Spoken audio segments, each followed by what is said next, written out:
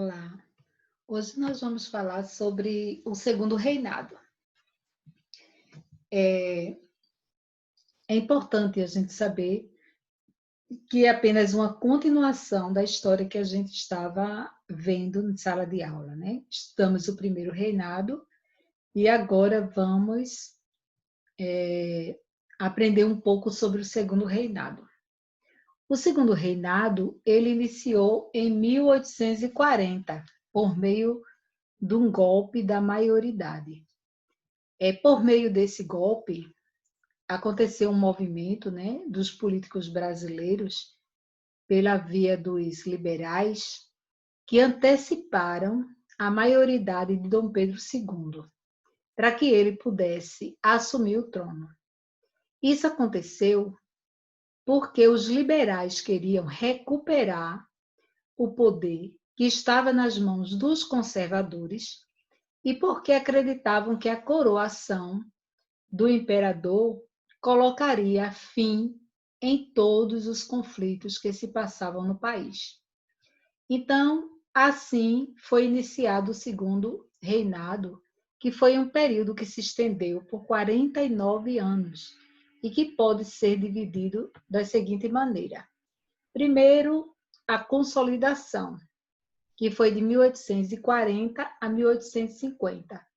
É quando o imperador estava no poder e estabelecendo a seu modo sobre o país, colocando políticos e províncias rebeldes sob seu controle.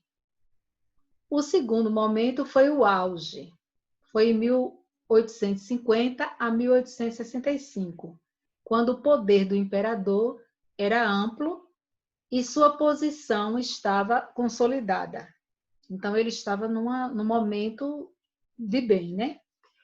E a terceira fase foi o declínio, foi quando caiu, que foi de 1865 a 1889. Foi quando surgiram as contestações, né? O povo contrariado, reclamando contra a posição de Dom Pedro II, e a economia do país, nessa época, também não ia bem. Houve esses problemas, né? Então, no caso da política, durante o segundo reinado, o primeiro destaque a ser feito se dá pela atuação dos partidos políticos existentes. Os dois partidos que atuaram na política brasileira nesse período formaram-se durante o período regencial e eram conhecidos, a gente até já estudou sobre isso, que era o Partido Conservador e o Partido Liberal. A disputa pelo poder realizada pelos conservadores e liberais, porque ficava um querendo o poder, né? Essa disputa era intensa e tinha impactos negativos para a política brasileira, pois gerava muita instabilidade. A saída encontrada pelo imperador foi promover uma política de revezamento, em que conservadores e liberais alteravam-se na liderança do gabinete ministerial e isso reduziu um pouco os conflitos. Então, um tempo ficavam os liberais, em outro período ficavam os conservadores. Ambos políticos, ambos partidos, né, quando começou a fazer esse revezamento, eles tinham leves diferenças de posições ideológicas e de classe em que se apoiavam. Os conservadores eram partidários de uma grande centralização do poder nas mãos do imperador. Eles achavam que o poder deveria ficar apenas na mão do imperador. Então, eles apoiavam a centralização do poder. Enquanto os liberais, eles defendiam uma maior autonomia local para as províncias. Então, eles achavam que o poder deveria ser descentralizado. As províncias deveriam ter o seu próprio poder, né? E ter mais liberdade para fazer nas províncias sem precisar daquela atuação do imperador. Então, nesse sentido, as historiadoras Lilia Svati e Eloísa Stalin, elas falam que conservadores sustentavam-se na aliança da burocracia com o grande comércio e a grande lavoura de exportação, e os liberais em profissionais liberais, urbanos, unidos à agricultura de mercado interno. Então, observe que, na realidade, cada um apoiava aquilo que lhe era conveniente, aquilo que ajudava para eles, ou que servia para eles no momento, né? Então, apesar disso, uma crítica muito forte à atuação dos dois partidos, e que já era realizada na época, é a de que as divergências entre liberais e conservadores eram quase inexistentes. Também se dizia à época que não havia nada mais parecido com um conservador do que um liberal no poder. A distribuição do poder durante o Segundo Reinado acontecia de forma que o imperador tivesse ambos poderes na política. Então, o imperador representava pessoalmente o poder moderador e estava à frente do executivo. No executivo também constava o Conselho de Estado. No caso do legislativo, destacava-se os cargos de senadores e deputados. E, por fim, da política brasileira, um último e importante destaque a ser mencionado é o que ficou conhecido como parlamentarismo às avessas. Por que era chamado assim? Porque o Brasil funcionava como uma monarquia parlamentarista, da qual o imperador interferia na política sempre que fosse necessário para garantir seus interesses. Assim, se fosse eleito um primeiro-ministro que não lhe agradasse, ele o destituía, tirava do poder, e se a Câmara tomasse medidas que não lhe agradassem, ela era dissolvida. Por isso que era um parlamentarismo às avessas. Ele não fazia realmente o parlamentarismo, né? O imperador era quem ficava com o poder sempre. Em termos econômicos, o grande destaque vai para a economia cafeeira, que se consolidou durante o Segundo Reinado, como principal meio de produção da economia brasileira. Então, as zonas produtoras de café no Brasil, nesse período, foram 3. O Vale da Paraíba, que é entre Rio de Janeiro e São Paulo, Oeste Paulista, que é em São Paulo, e a Zona da Mata, em Minas Gerais. A produção do café aconteceu primeiramente no Vale da Paraíba, no Vale do Paraíba, utilizando-se principalmente de trabalhadores escravizados. Inclusive, à medida que o número de escravos foi sendo reduzido no país, as regiões produtoras de café tornaram-se grandes compradoras de escravos. O Oeste Paulista utilizou, a princípio, a mão de obra escrava, mas, ao longo da década de 1880, essa foi substituída pelos imigrantes que passaram a chegar em grande volume no país. Outro momento importante na economia brasileira durante o Segundo Reinado foi o de grande crescimento econômico marcado por algum desenvolvimento industrial. A era Mauá.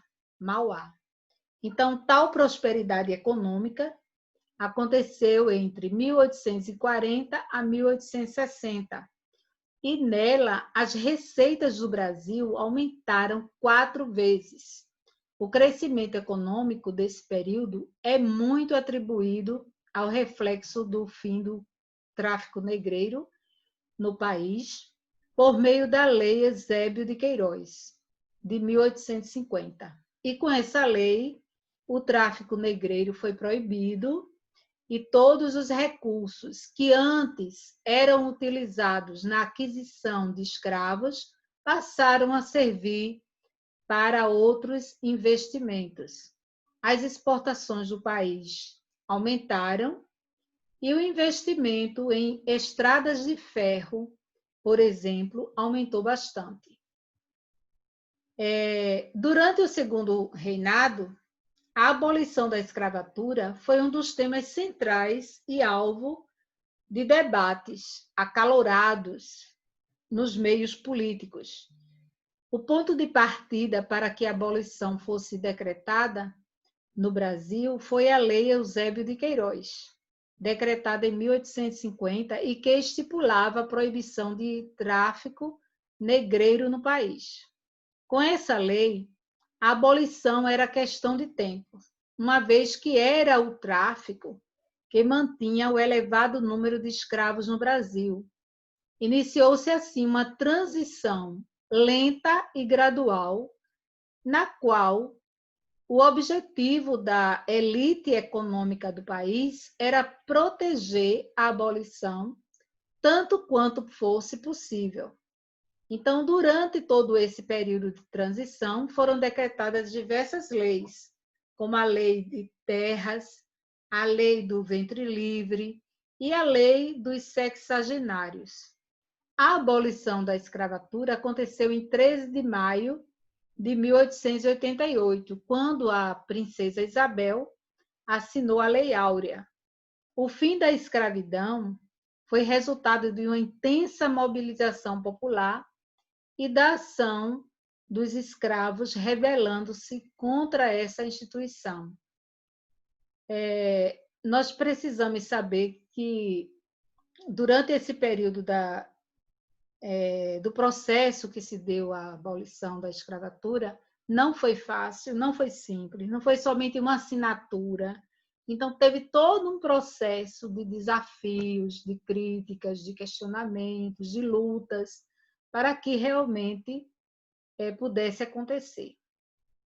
Outro acontecimento marcante na história do Segundo Reinado foi a Guerra do Paraguai. Foi um conflito travado entre 1864 a 1870. Nessa guerra, Brasil, Argentina e Uruguai, por meio da Tríplice Aliança, lutaram contra o Paraguai, governado nessa época por Francisco Solano Lopes. O Brasil venceu esse conflito, mas suas consequências para a economia do país e para a monarquia foram ruins. O conflito foi resultado do choque de interesses territoriais, econômicos e políticos entre as nações da Bacia Platina, que era o Paraguai, Uruguai, Argentina e Brasil. E o combate iniciou-se quando os paraguaios aprisionaram uma embarcação brasileira no final de 1864 e encerrou-se em 1870, quando o ditador paraguaio foi morto na Batalha do Cerro Corá.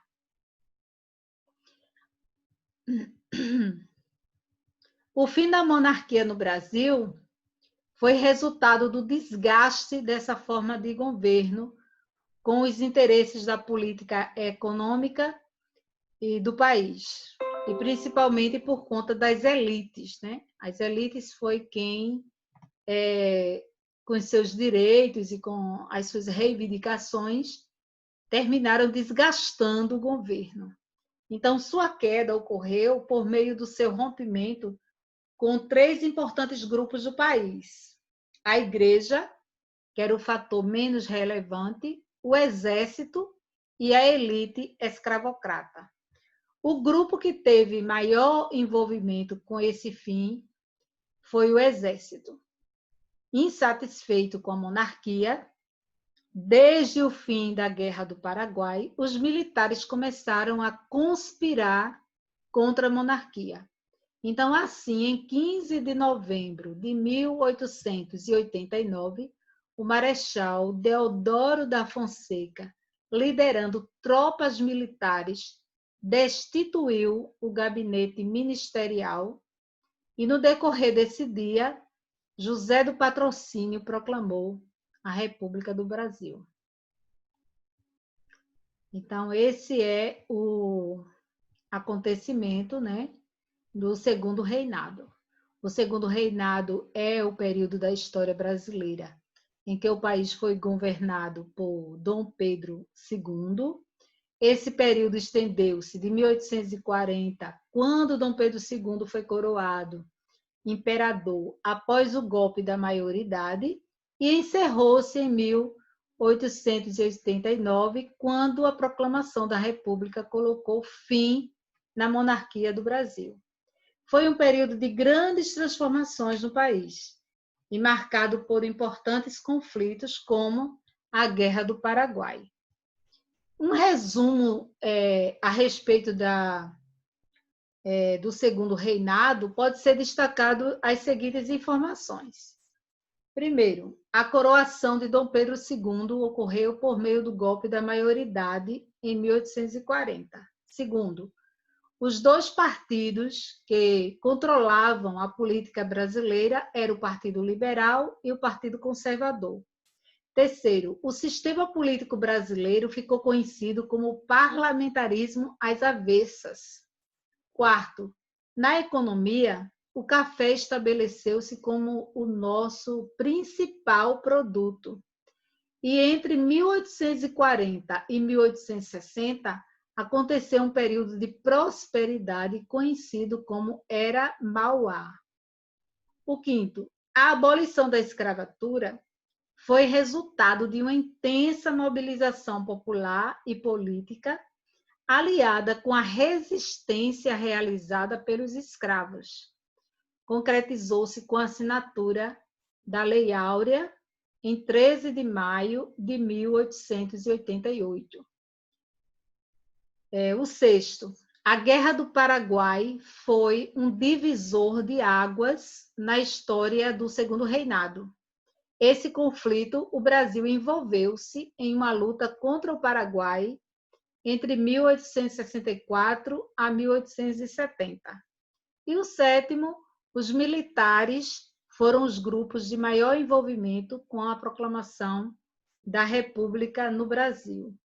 E a proclamação, de fato, foi realizada por José do Patrocínio em 15 de novembro de 1889, colocando no poder o primeiro presidente da República, o Marechal Deodoro da Fonseca. Ok? Essa história é muito interessante, é bom que vocês aprendam, né? Fiquem por dentro, porque é um assunto muito importante assim, para concursos, para você saber não somente agora para a sua aula, mas para a sua vida, para você saber da história do Brasil. É importante a gente saber, né, sobre a história do Brasil, certo? Então, agora a gente vai começar a falar do período republicano. Já terminamos hoje o Império e agora vamos passar para a fase da República. Na próxima aula, a gente já vai trabalhar sobre a República. Ok? Tchau!